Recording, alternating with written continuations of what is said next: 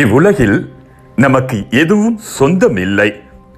அன்பார்ந்தவர்களே, ஆற்றில் ஒரு வியாபாரி ஒரு நாள் குளித்துக் கொண்டிருந்தான்.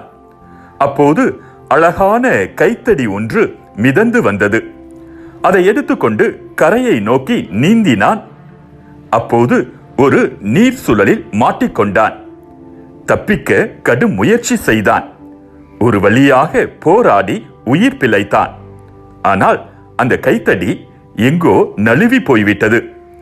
கரைக்கு வந்த அவன், அழகான கைத்தடியை இழந்து விட்டேனே என்று கதறி அழுதான். அங்கு இருந்த ஒரு துறவி, ஐயா, நீங்கள் குளிக்க வெறும் கையுடன் வந்ததை பார்த்தேனே, இப்போது கைத்தடியை நழுவ விட்டதாக கூறி பதறுகிறீர்களே என்று கேட்டார். வியாபாரி நடந்ததை கூறினான். துறவியோ, ஐயா, உங்களை பார்த்தால் எனக்கு சிரிப்பு வருகிறது.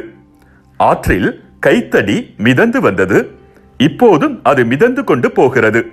அப்படி இருக்கையில் அது உங்கள் கைத்தடி என்று எப்படி கூறுகிறீர்கள்? அந்த கைத்தடியை 2 நிமிடங்கள் தங்கள் கையில் வைத்திருந்ததனால் அது உங்களுடையது என்று சொந்தம் கொண்டாட உரிமை பெற்று விட்டீர்களா என்று கேட்டார்.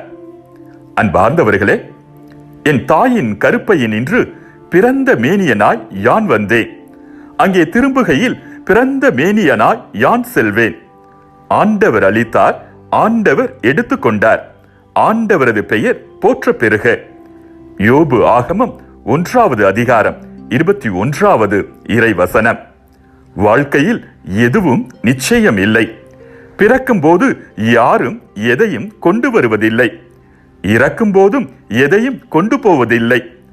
ஆனால் வாழ்வில் பலவற்றை நாம் உரிமை கொண்டாடுகிறோம். நமது துன்பங்களுக்கெல்லாம் அதுதான் காரணம்.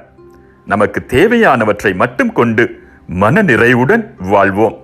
மீண்டும் மற்றொரு சிந்தனையோடு உங்களை சந்திக்கும் வரை விடை பெறுகிறேன்.